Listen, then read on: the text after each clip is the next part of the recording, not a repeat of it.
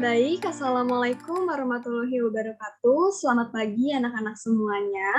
Seperti yang sudah Ibu jelaskan sebelumnya, bahwa pada hari ini kita akan membahas mengenai sistem ekskresi 1, begitu ya. Nah, pada hari ini Ibu tidak sendirian, melainkan ditemani oleh kedua teman Ibu, yaitu Bapak Zaki dan Ibu Rena. Baik, langsung saja kita mulai pelajaran hari ini. Nah, terkait struktur dan fungsi ginjal vertebrata, ini ternyata berbeda, gitu ya. Jadi tergantung pada kelompok vertebratanya dan tahap perkembangannya, begitu. Jadi secara keseluruhan ini terdapat 3 jenis ginjal vertebrata, yaitu pronefros, mesonefros, dan metanefros, begitu. Nah, pertama kita akan membahas mengenai pronefros terlebih dahulu ya. Jadi berasal dari kata pro.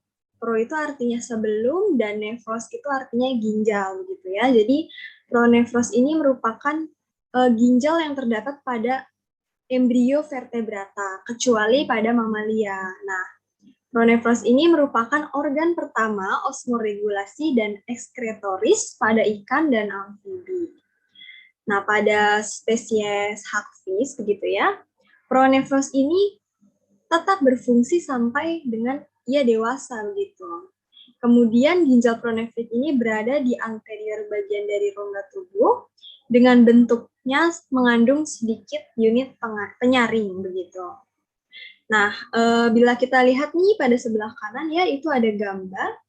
Apabila dilihat dari gambar, ternyata pronefros ini memiliki gonad yang terpisah begitu. Dan pronefros ini dihubungkan oleh tubulus pronefrik gitu ya, segmental ke arah ductus pronefrinis. Oke. Selanjutnya kita akan membahas mengenai mesonefros. Nah, seperti namanya begitu ya, meso itu artinya tengah dan nefros itu artinya ginjal. Jadi mesonefros ini merupakan ginjal fungsional dari amniota embryonik. Nah, amniota embryonik itu apa aja? Amniota embryonik itu ada reptil, aves, dan mamalia begitu. Kemudian merupakan ginjal lanjutan dari amfibi dan ikan pada saat dewasa begitu.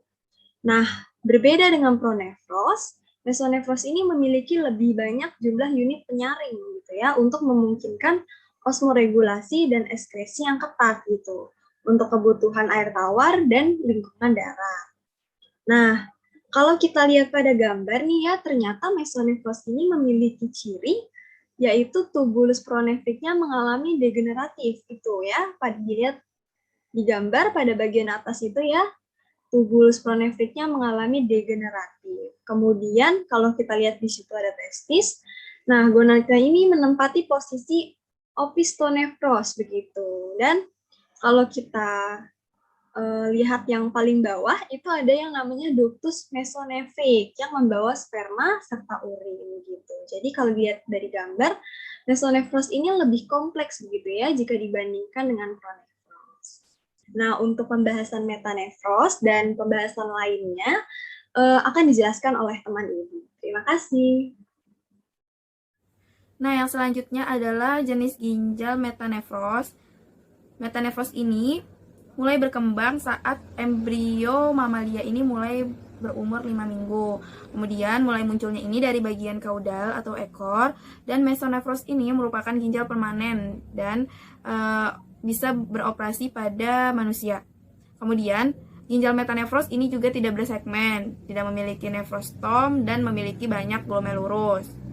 Nah, ginjal metanefros ini berfungsi hingga reptilnya ini dewasa dan mamalia maupun aves dewasa. Nah, perbedaan yang berdasar dari ketiga tipe ginjal yang tadi telah dijelaskan yaitu pada segmennya, kemudian pada jumlah nefrostomnya dan jumlah glomerulusnya. Nah, kemudian ginjal metanefros ini juga memiliki struktur yang jauh lebih besar dan lebih kompak dan mengandung tubulus nefrik. Terus juga ureter ini berkembang ketika saluran arkineprik ini dilepaskan ke sistem reproduksi jantan untuk transportasi sperma.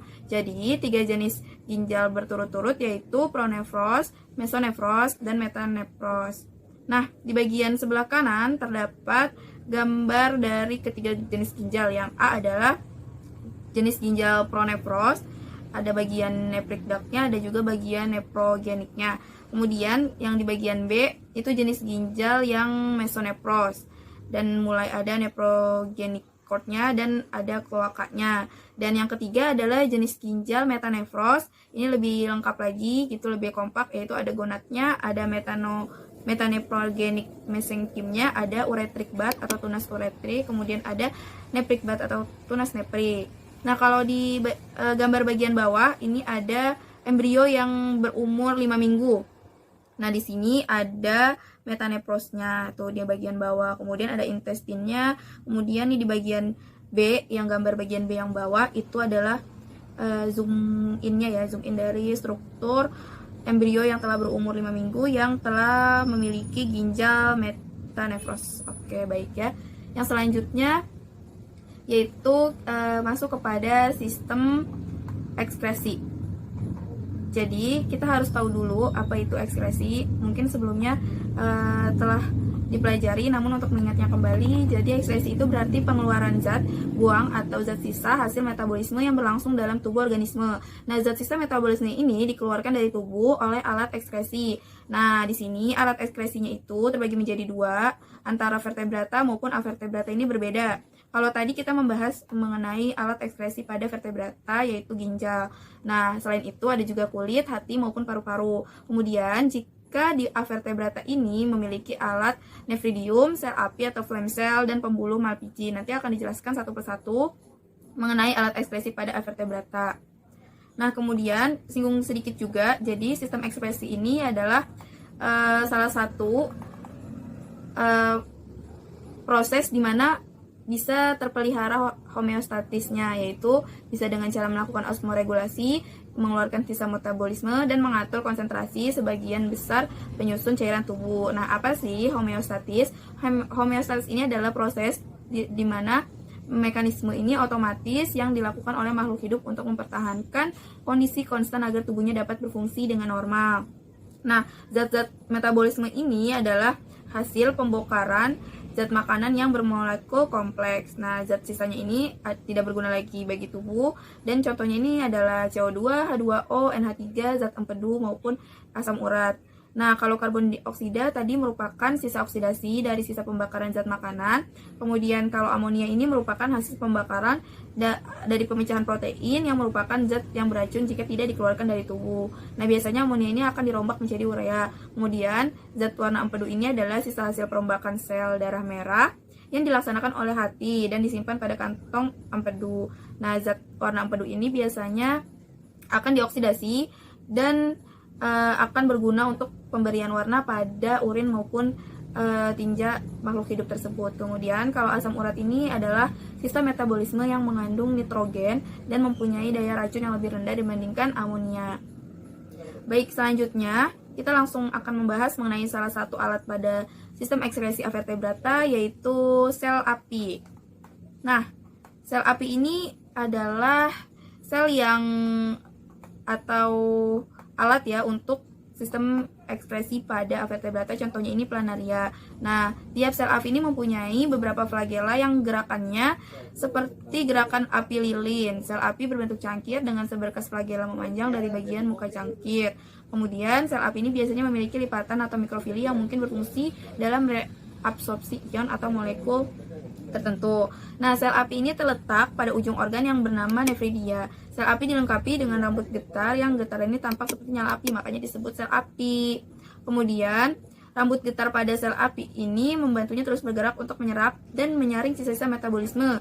Sisa-sisa metabolisme ini tersebut akan dialirkan ke nephridia untuk dikeluarkan melalui saluran eksetori. Sel api dimiliki oleh cacing pipih, salah satunya ini adalah cacing hati. Nah, di sebelah kanan terdapat gambar dari struktur tubuh planaria. Nah, di planaria ini memiliki sistem ekskresi yaitu sel api atau flame cell yang dilingkari merah. Kemudian di sini ada zoom in-nya yaitu flame cell-nya. Nah, yang seperti api ini yaitu flagelanya, dia bergerak seperti nyala-nyala api, makanya disebut sel api. Terus kemudian ada nukleusnya.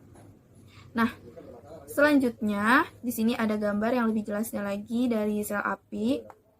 Nah, jadi air dan beberapa zat sisa ini ditarik ke dalam sel api. Gerakan bagian lain juga berfungsi mengatur arus dan menggerakkan air ke sel api pada sepanjang saluran ekskresi. Nah, pada tempat tertentu, saluran bercabang ini menjadi pembuluh yang terbuka sebagai lubang di permukaan tubuh atau nephridiofora yang dikeluarkan. Kemudian, air dikeluarkan lewat lubang nephridiofora. Nah, di sini ada gambarnya, yaitu ini bentuk dari sel api. Itu ada nukleus, ada celah sel apinya, ini dimana nanti air ini masuk, kemudian ada cairan tubuhnya, kemudian ini ada penjelasannya akibat dari gerakan silia atau flagella ini cairan tubuh masuk melalui celah sel api dan disaring di dalam sel api. Ini ada silianya. Terus ini cairan tubuhnya nih yang sudah disaring. Kemudian nanti zat-zat metabolisme dikeluarkan melalui nephridiophore. Nah, tadi contohnya itu cacing pipih ya, atau protonephridia. Berikutnya adalah nephridium atau jamaknya disebut nephridia. Adalah organ invertebrata yang berpasangan dan melakukan fungsi yang mirip dengan ginjal pada vertebrata. Nephridium membuang limbah metabolik dari tubuh hewan. Ada dua tipe dasar, yaitu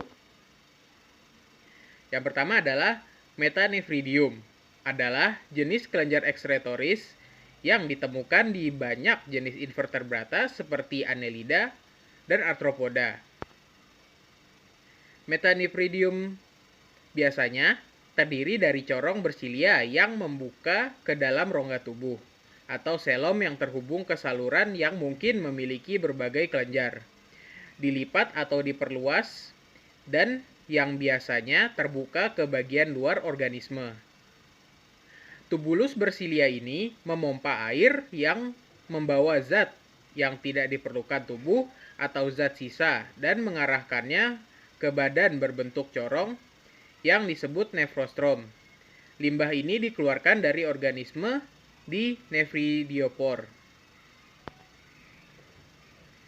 Lalu berikutnya adalah protonephridium.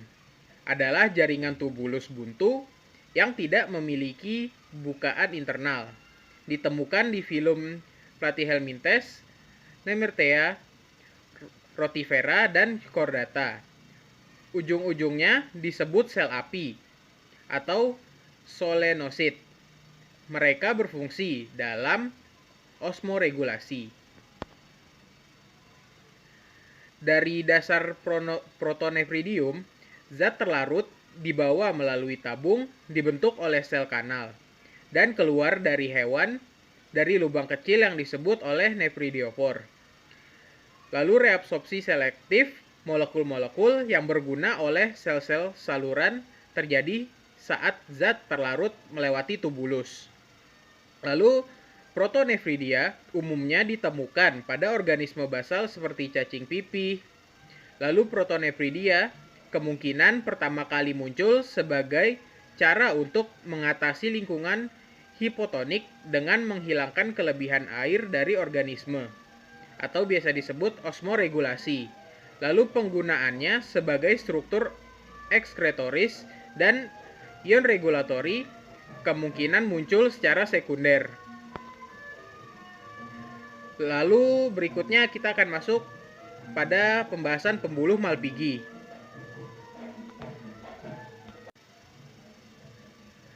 Pembuluh Malpighi yaitu alat pengeluaran yang berfungsi sebagai alat ekskresi seperti ginjal pada serangga. Zat sisa metabolisme dikeluarkan dari tubuh oleh alat ekskresi. Sistem ekskresi membantu memelihara hemostatis dengan 3 cara, yaitu melakukan osmoregulasi, mengeluarkan sisa metabolisme, dan mengatur konsentrasi sebagian besar penyusun cairan tubuh.